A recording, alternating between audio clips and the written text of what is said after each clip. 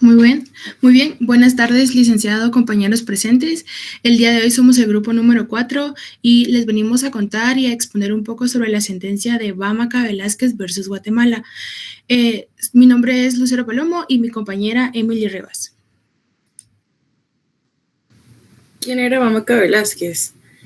Efraín Siriano Vámaca Velázquez nació el 18 de junio de 1957 en la finca El Tablero, departamento de San Marcos. Desde niño se dedicó a las labores agrícolas. Al cumplir sus 18 años se unió al grupo de la Organización del Pueblo de Armas. Fue un dirigente campesino indígena y cuando entró a este grupo adoptó el nombre de Everardo Vámaca y pasó 17 años de su vida en la guerrilla desde 1980 a 1992.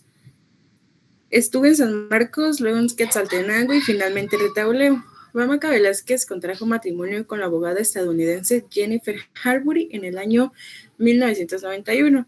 Vámaca desapareció el 12 de marzo de 1992 en Nuevo San Carlos, Retauleu. Tras un enfrentamiento con el ejército de Guatemala, fue apresado vivo, aunque el ejército informó falsamente que había muerto en combate. Los soldados fueron quienes lo secuestraron para obtener información de él y de la guerrilla. Estuvo en centros clandestinos de detención como La Isla y la zona militar número 18 de San Marcos. Fue sometido a torturas físicas y psicológicas por los militares y médicos. Le aplicaban drogas durante los interrogatorios, al igual que lo inmovilizaban con yeso. Efraín Vámaca Velázquez fue ejecutado por el coronel Julio Roberto Alpírez, que fue encubierto dentro del ejército. Julio Roberto Alpírez fue el coronel del Ejército de Guatemala, destacado dentro del ala más importante de la institución militar. Él trabajó como informante de la CIA desde 1988 hasta 1995. Negó estar involucrado en los crímenes que se le imputaba. El coronel es recordado como un militar poderoso y polémico y señalado de violaciones graves a los derechos humanos. ¿Qué hizo Jennifer Harbury para dar con el paradero de su esposo? Esposa de Vámaca, no aceptó la versión oficial. Inició una búsqueda por su cuenta, recorrió hospitales, cárceles y dependencias militares preguntando por él. Presentó recursos de exhibición personal en los tribunales guatemaltecos para que se verificara si estaba detenido clandestinamente. Reunió testimonios de campesinos y exmilitares que aseguraban haberlo visto vivo a Vámaca en instalaciones del ejército.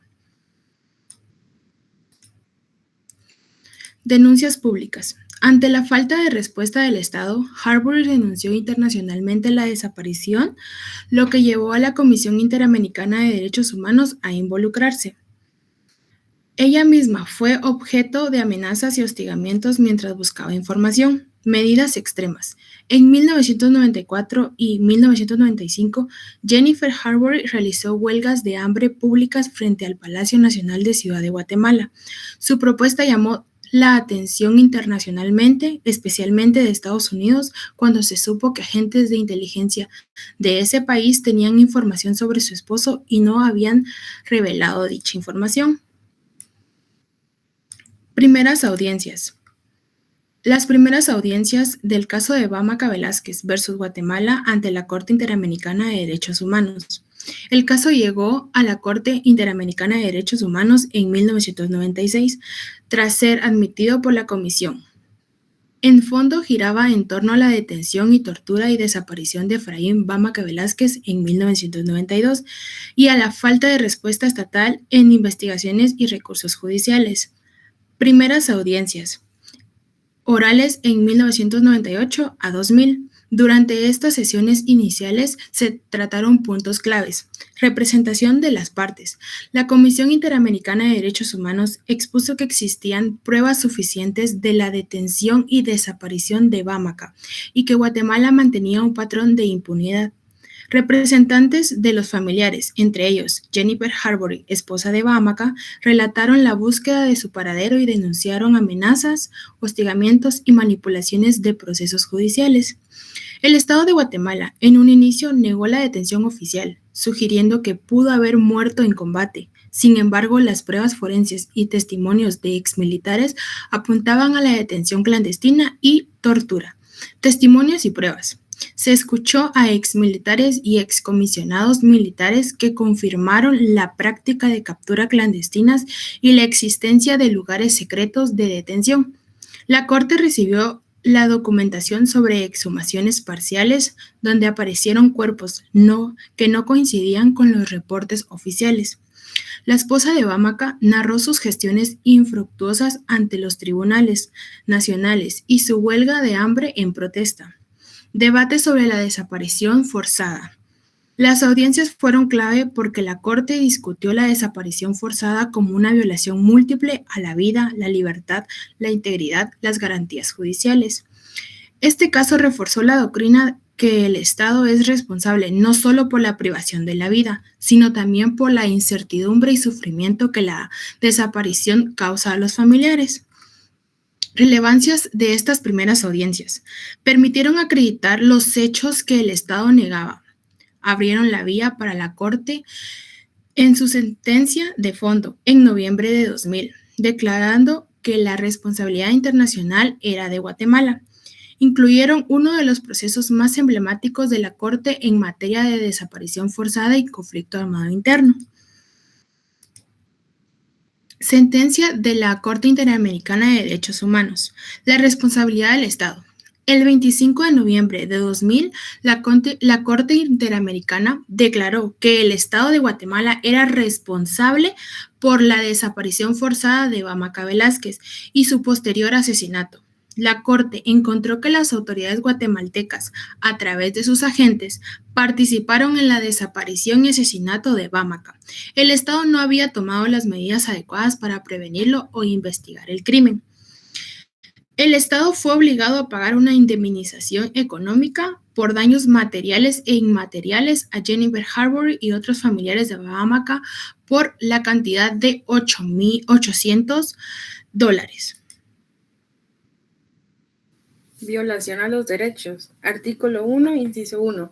Obligación de respetar a los derechos. Los Estados partes en esta convención comprometen a respetar los derechos y libertades reconocidos en ella y garantizar su libre y pleno ejercicio a toda persona que esté sujeta a su jurisdicción, sin discriminación alguna por motivos de raza, color, sexo, idioma, religión, opiniones políticas o de cualquier otra índole, origen nacional o social, posición económica, nacimiento o cualquier otra condición. Artículo 5, inciso 1 y 2. Derecho a la integridad personal. Toda persona tiene derecho a que se respete su integridad física y psíquica y moral. Nadie debe ser sometido a torturas ni a penas o tratos crueles, inhumanos o degradantes. Toda persona privada de libertad será tratada con el respeto debido a la dignidad inherente al ser humano. Artículo 7. Derecho a la libertad personal. Toda persona tiene derecho a la libertad y a la seguridad personal. Artículo 8. Derecho a las garantías judiciales. Toda persona tiene derecho a ser oída con las debidas garantías y dentro de un plazo razonable por un juez o tribunal competente, independiente e imparcial, establecido con la anterioridad por la ley y la sustanciación de cualquier acusación, pena formulada contra ella o para la determinación de sus derechos y obligación del orden civil, laboral, fiscal o de cualquier otro carácter. Artículo 25. Derecho a la protección judicial. Toda persona tiene derecho a un recurso sencillo y rápido o a cualquier otro recurso efectivo ante los jueces o tribunales competentes que le ampare contra actos que violen a sus derechos fundamentales reconocidos por la Constitución, la ley o la presente convención, aun cuando tal violación sea cometida por personas que actúen en ejercicio de sus funciones oficiales. Artículo 4. Derecho a la vida. Toda persona tiene derecho a que se respete su vida. Este derecho está protegido por la ley y en general a partir del momento cuando la concepción nadie puede ser privado de la vida arbitrariamente. Datos importantes. El cuerpo de Efraín Bamaka nunca fue hallado. Testigos militares señalaron que fue enterrado en fosas clandestinas. Su esposa ha emprendido una lucha durante años para encontrarlo, pero hasta la fecha sigue desaparecido. Los responsables no recibieron condenas judiciales, solo hubo un reconocimiento internacional de la responsabilidad del Estado. Los militares implicados quedaron en libertad y sin castigo. En el año 2000, la Corte Interamericana de Derechos Humanos condenó al Estado de Guatemala por la desaparición forzada, tortura y falta de justicia sobre el caso de Efraín Pámaca. En 2002, el Estado de Guatemala pidió disculpas oficiales a la esposa de Jennifer Harbury y a la familia de Vámaca Velázquez, expresando pesar los sufrimientos ocasionados. Esta fue nuestra exposición sobre el caso, la sentencia de Vámaca Velázquez versus Guatemala. Gracias por su atención. Muy bien. Este caso está sin finalizar. Este caso continúa. Es un caso que ustedes pueden verlo por redes, por prensa, por televisión. Son noticias reales, actuales, que se habla del caso Vámaca Velázquez. De hecho, se tiene entendido que la Corte Interamericana lo que obliga al Estado de Guatemala es a proseguir con la investigación para juzgar a estas personas que secuestraron o ejecutaron extrajudicialmente a esta persona. Lo importante de este caso es que quizás va a salir un poco más complicado después, porque al parecer están siendo procesados hoy por hoy unas personas que supuestamente ya fueron sobreseídos en su momento. O sea, es un tema bien complicado porque aquí se tiene que hablar en su momento sobre el Nevis in idem, o hay una excepción al tal. O sea, es un tema bien complicado, pero ahí está vigente, lo pueden ver por las redes, por prensa actual. Está el caso Vámaca Velázquez, que sigue en el proceso penal correspondiente. Doña Lucero, cuénteme. Anexo a eso, licenciado, actualmente la esposa dio una conferencia diciendo que ella solo pide que le entreguen el cuerpo de su esposo, pero hace poco le entregaron otro cuerpo, pero era de un compañero de él. Entonces, actualmente ella sigue peleando para que le den el cuerpo de su esposo. Es lo único que ella pide, pero las personas no quieren hablar. Y también justicia. Exacto. Muy bien, gracias, doña Lucero. Continuamos con el siguiente grupo, por favor. Buenas tardes. Les tocó un caso bien especial también a ustedes, el caso Mirna Mac. Buenas tardes, licenciado. Coincidentemente, esta semana una conmemoración al día de su asesinato, ¿verdad? El 11 de septiembre. Entonces, qué bien que a ustedes les tocó este día exactamente en esta semana. Así que es todo para ustedes.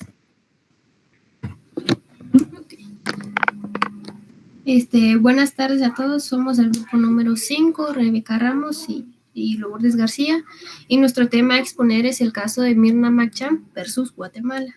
Como es sabido, Mirna Machan fue una antropóloga guatemalteca que dedicó su trabajo a investigar a comunidades indígenas que eran obligadas a desplazarse a causa del conflicto armado interno que asoló al país entre los años 1960 y 1996. Sus investigaciones sacaron a la luz los atropellos cometidos por las fuerzas de seguridad militar y las tácticas de contrainsurgencia. Y de este modo nos demostraban las comunidades indígenas cómo hacían frente ante esta situación. Gracias a estas investigaciones, Mirna Machan se volvió un blanco de persecución militar, la cual culminó en su brutal asesinato el 11 de septiembre de 1990 en la ciudad de Guatemala. La Comisión Interamericana de Derechos Humanos recibió la denuncia de su fallecimiento el 12 de septiembre de 1990. Tras una década de gestiones e intentos fallidos por impartir justicia en Guatemala, el caso fue remitido a la Corte Interamericana de Derechos Humanos el 19 de junio de 2001. Ahí se debatió cómo el asesinato fue resultado de una operación de inteligencia militar planeada en las altas esferas del Estado Mayor Presidencial, seguidas de un encubrimiento y obstrucción judicial, lo que destinaba así a la impunidad del crimen.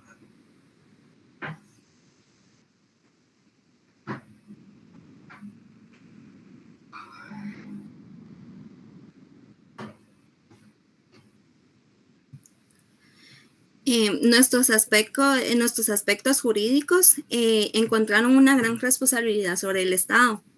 El 25 de noviembre del 2003, la Corte Interamericana de Derechos Humanos declaró responsable internacionalmente al Estado guatemalteco por el asesino de Myrna Mac.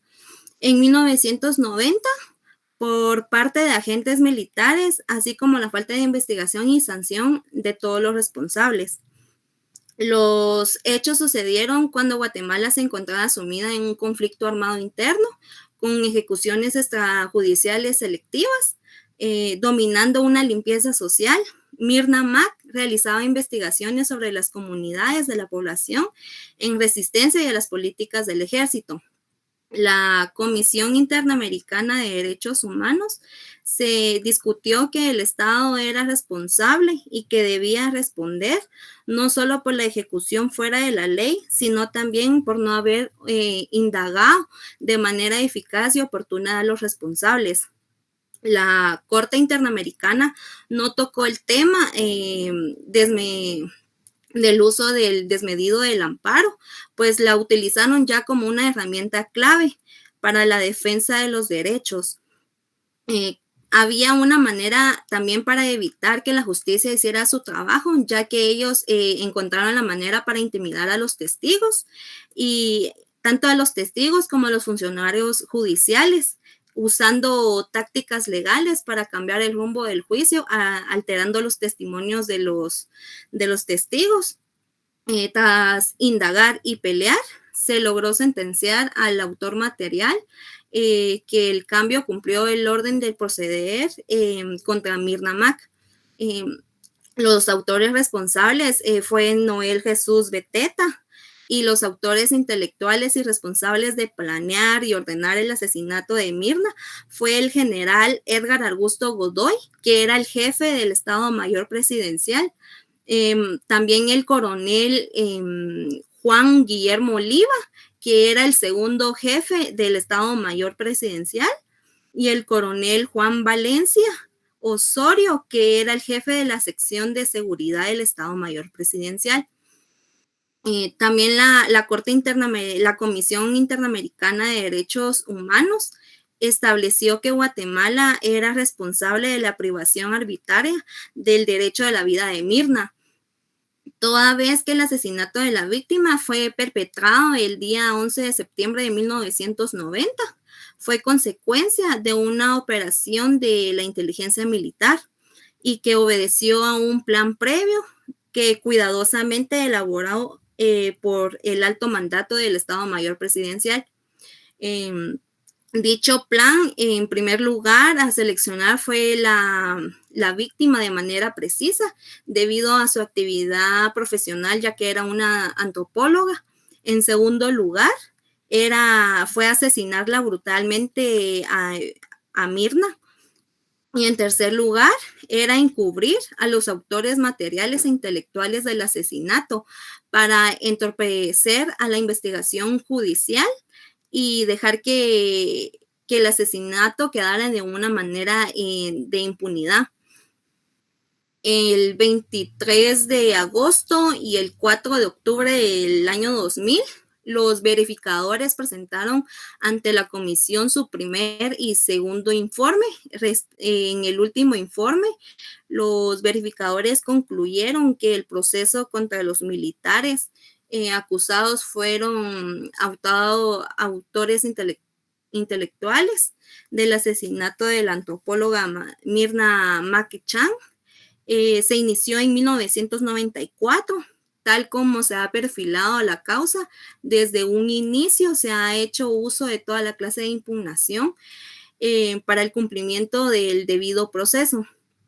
Los representantes solicitaron a la Corte que declarara la violación por parte de Guatemala en los artículos 1, que fue la obligación de respetar a los derechos de Myrna, el artículo 4, el derecho a la vida, el artículo 5, que fue el derecho a la integridad personal, al artículo 8, las garantías judiciales, y el artículo 25 de la protección judicial de la Convención Americana sobre los Derechos Humanos del Pacto San José. También se vieron violentados los derechos de la familia y de las personas que eran cercanas a Myrna Mac, más que todos los que eran parte de la fundación. En el año 2000, Guatemala admitió su responsabilidad institucional por el asesinato de Myrna Mac y la lentitud de la justicia, aunque negó que los altos mandatos militares lo hubieran planeado directamente. La Corte Interamericana indicó que el reconocimiento era incompleto y vago y que era indispensable aclarar por completo lo que había sucedido durante el asesinato. Mientras tanto, el caso seguía en su curso. La Corte ordenó proteger a Helen Mac, que era la hermana de Myrna, también que protegieran a sus parientes, a los integrantes de la fundación de Myrna Mac, por las amenazas que recibían constantemente. En esta situación, Helen Mac, que era la hermana, se agarró la representación de los parientes de Myrna y de aquellos perjudicados por la impunidad que predominaba en Guatemala. Se le asignó el estatus de parte del demandante, que fue una víctima colateral y que era defensora prometedora de los derechos humanos, convirtiéndose en una pieza fundamental que hizo posible elevar el caso a esferas globales y obtener una sentencia trascendental en contra del gobierno guatemalteco.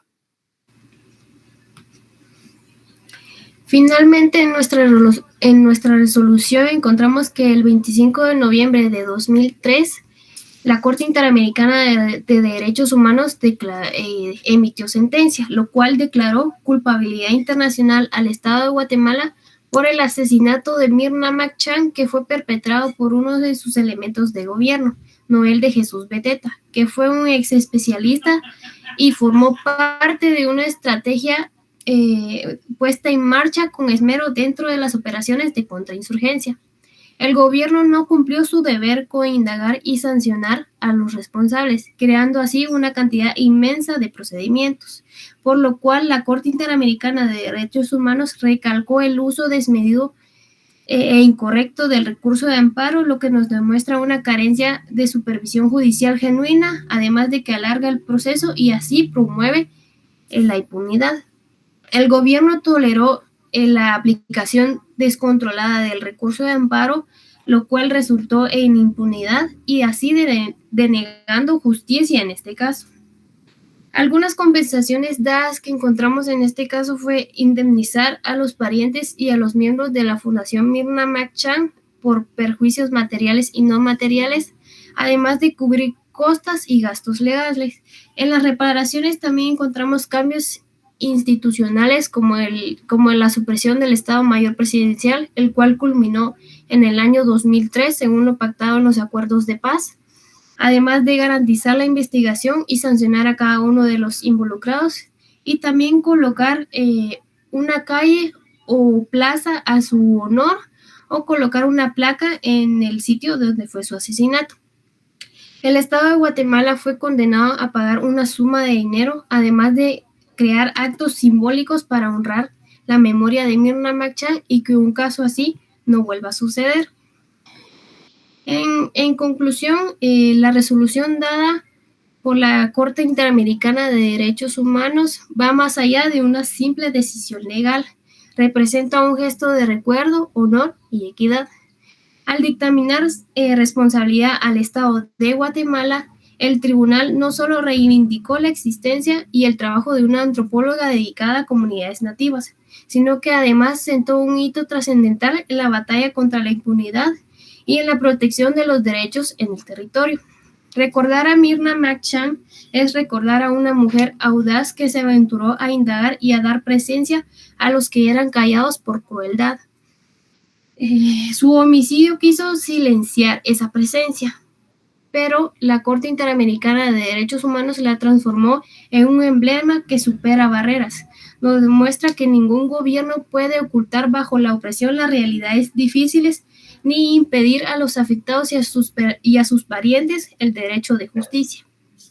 La resolución nos muestra que la justicia puede ocultarse, demorarse, pero se cumple, que la verdad puede ser escondida, pero jamás suprimida, y el recuerdo de una sola persona puede ser vigor para un continente entero.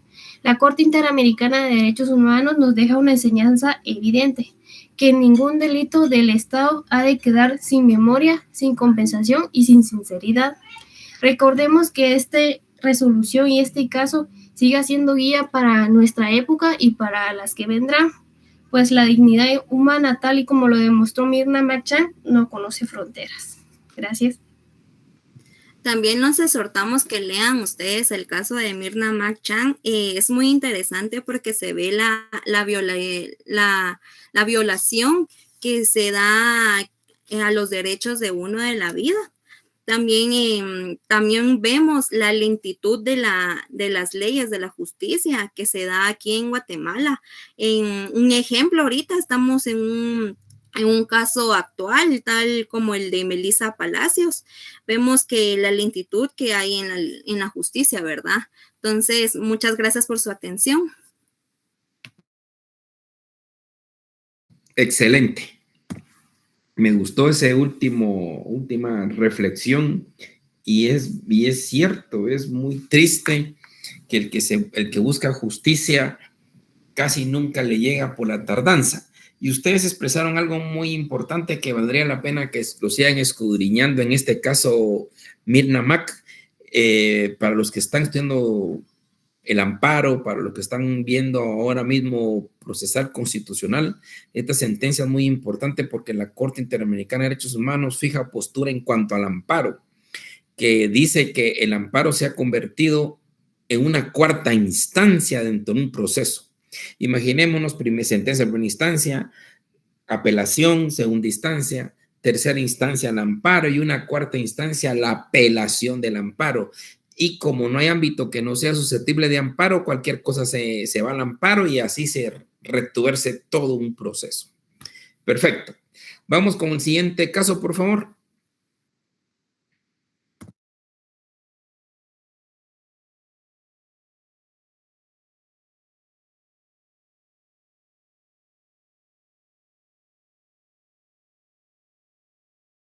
Buenas tardes, licenciado. Nosotros le venimos a exponer el caso sobre Maritza Urrutia versus Guatemala. El número de sentencia es el 11.43.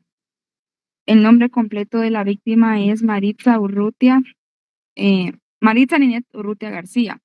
Fue detenida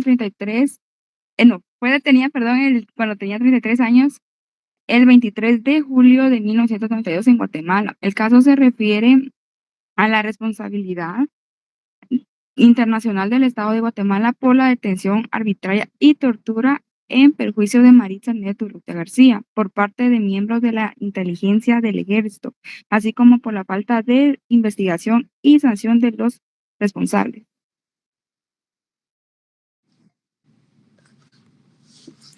Buenas tardes, licenciado. Buenas tardes, compañeros. Nuestro caso es de Maritza Urrutia, ¿verdad? Entonces vamos a explicar un poco quién es Maritza Urrutia. Maritza Urrutia en esa época era una maestra de 33 años, quien desempeñaba tareas políticas para la Organización Revolucionaria del Ejército Guerrillero de los Pobres. Una mañana en la fecha 23 de julio de 1992, Maritza Urrutia, una madre que acababa de dejar a su hijo de 6 años en la escuela, mientras ella caminaba de regreso para su casa, 3 hombres armados vestidos de civil la detuvieron. La detuvieron con violencia y la metieron a la fuerza en un vehículo, a la que la llevaron en un lugar desconocido. Maritza desapareció durante 8 días. Sus secuestradores no eran delincuentes comunes, eran agentes de inteligencia del ejército de Guatemala. El lugar de su cautiverio era una celda clandestina. En las siguientes horas y días, Maritza fue sometida a una tortura que no era física, sino psicológica. Una guerra silenciosa la ataron a una cama, la obligaron a escuchar grabaciones de sus interrogantes, discutiendo sobre si habían que matarla o no. Le mostraban fotos de su madre y de otros miembros de su familia, así como fotografías de combatientes guerrilleros torturados y muertos en combate, manifestándole que a esas mismas condiciones sería encontrada por su familia si ella no colaborara. El objetivo no solo era obtener información, sino usarla como una herramienta de propaganda. Después de una semana de tormento, la obligaron a grabar un video a la que deberían de presentar en la prensa. La obligaron a leer un guión preparado por ellos, en el que supuestamente ella renunciaba a la militancia y acusaba a sus propios compañeros. El 29 de julio de 1992, el video fue transmitido por 2 noticieros de Guatemala. En su rostro se veía visiblemente alterado y bajo fuerza, entonces no dejaba sobre las dudas de la naturaleza que fue forzada. El mensaje era claro. El Estado podía obligar a un guerrillero a traicionar a sus compañeros. Una vez cumplido el propósito de ellos, el 30 de julio de 1992 fue liberada y abandonada cerca del edificio del Ministerio Público. Pero su libertad no fue completa. Bajo la amenaza de muerte de sus captores, se dirigió a la oficina del Procurador General de la Nación, quien la recibió y la llevó a Quinto Juzgado de Primera Instancia Penal para que solicitara una amnistía. Firmó una amnistía conforme la cual se aprobó. El procurador y el juez no le preguntaron sobre lo que había sucedido. Posteriormente regresó de la sede del Ministerio Público y, siguiendo las instrucciones de sus captores, dio una conferencia de prensa en la cual confirmó el contenido del video que le habían obligado a grabar. El 7 de agosto de 1992 salió del exilio de Guatemala hacia los Estados Unidos, país que le reconoció la condición de refugiada, pero su condición de guerrillera no justificaba las violaciones que ella sufrió. Sabemos que esa época fue de gran violencia, desapariciones forzadas, torturas, represiones estatales. Este es un caso que se llegó a la Corte Interamericana de los Derechos Humanos. Y le cedo el espacio a mi compañera para que nos explique sobre los derechos que fue violado. La Corte declara que los derechos violados de la Convención Americana fueron el artículo 1, obligación de respetar los derechos; artículo 11, los derechos a la honra y dignidad; artículo 13, libertad de pensamiento y expresión; artículo 19, derecho del niño; artículo 25, protección judicial; artículo 7, derecho a la libertad personal; artículo 8, garantías judiciales. Pero también la Corte declara que el Estado debe pagar una cantidad total de $10,000, equivalente a moneda guatemalteca, por concepto de indemnización del daño material. También el Estado debe pagar la cantidad total de $44,000 en moneda guatemalteca por daño inmaterial de los términos. El Estado debe pagar la cantidad total de $6,000 en moneda guatemalteca a Maritza Urrutia por conceptos de costas y gastos. También debe pagar a $1,000 a María Pilar García Urrutia y $1,000 a Edmundo Urrutia García. Y acá podemos ver un antes y un después de cómo se encuentra Maritza Urrutia. Y también hay un libro que nos puede contar más extenso, más simplificado del caso, que nos habla del caso de la desaparición y liberación de Maritza Urrutia. Gracias por su atención. Muy bien. Yo lo que le rogaría al resto de compañeros que empezarían el próximo viernes es que, aparte de los hechos que ustedes narran muy bien y el fallo que tiene ya la sentencia de la Corte Interamericana de Derechos Humanos, no solo se concreten en los articulados, por favor, sino que busquen qué dijo la Corte cuando habla de violación al artículo 8 de aspectos judiciales. Ahí nos tiene que decir en qué consiste el derecho a la justicia, el derecho a la defensa, en qué consiste la integridad personal, en qué consiste la libertad de pensamiento, en qué consiste la libertad de expresión, en qué consiste la honra y la dignidad de las personas. Eso es lo que yo quisiera que ustedes nos pudieran apoyar, no solo en narrar lo que dice la sentencia. Ahí está, la sentencia dice los hechos y dice el fallo, pero yo sé que cuesta un poquito más escudriñar, pero no cuesta tanto enfocarnos en lo que dijo la Corte en cuanto al derecho a la dignidad. Para la Corte Interamericana de Derechos Humanos, ¿en qué consiste el derecho a la dignidad? Para la Corte Interamericana de Derechos Humanos, ¿en qué consiste la libertad de expresión del pensamiento? Ahí está en esa sentencia. Se los digo para los próximos expositores, que por favor no solo nos concretemos en lo más fácil. Lo fácil son los hechos que aparece en la sentencia y el fallo. Escudriñemos un poquito más los aspectos sustantivos. Cuando me refiero yo del aspecto sustantivos, no solo es el articulado, sino qué dijo la Corte Interamericana en esos aspectos relevantes. Como se dijo en el caso anterior, ahí habla sobre lo que es el amparo, sobre el retardo, el uso abusivo de la acción constitucional del amparo. Habla obviamente en qué consiste el derecho a la libertad, en qué consiste la desaparición forzada, la ejecución extrajudicial. ¿Qué nos dice la Corte en cuanto a esto? Entonces, se los digo para los próximos expositores, por favor, a partir del próximo viernes. Ahora quisiera averiguar el caso Rascacó.